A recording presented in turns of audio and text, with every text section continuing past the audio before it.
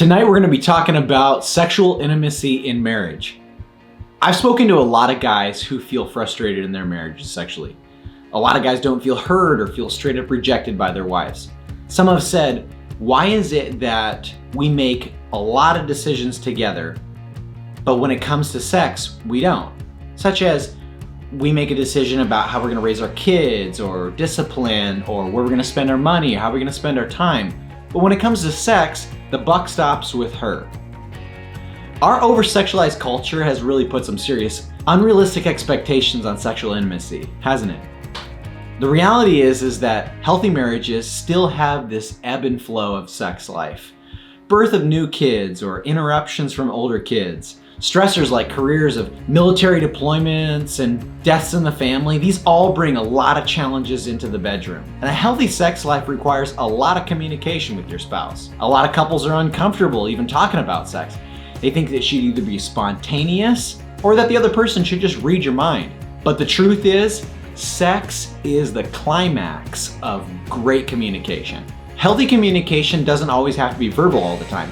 And here's where I find the love languages so helpful. Although everyone, including my wife, has a couple that she identifies with, it's great to be able to touch on all of them. Physical touch and words of affirmation, gifts, acts of service, quality time, these are all the primaries. Our roles as husband are to meet them.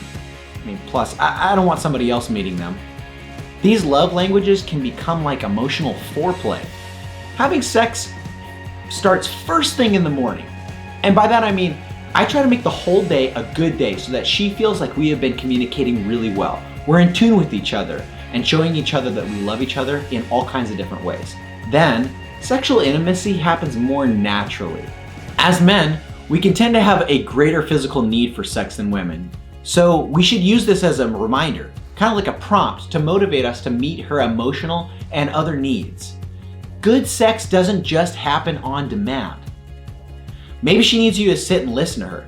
Maybe she needs you to watch the kids so that she can go on a run, or maybe she needs you to do the dishes, or she needs to watch her favorite TV show before unwinding for the evening.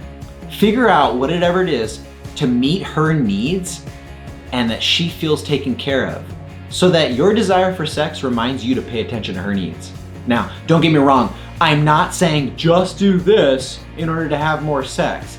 It's not about manipulating our wives. It's about understanding that their needs are different than yours and my needs. And then realizing that you have to synchronize. Really, honestly, it's a give and take, much like a really good dance. The bottom line is that sex isn't just about sex. It should be a sign of deeper levels of communication that need to exist between a man and his wife. So guys, try to meet those other needs.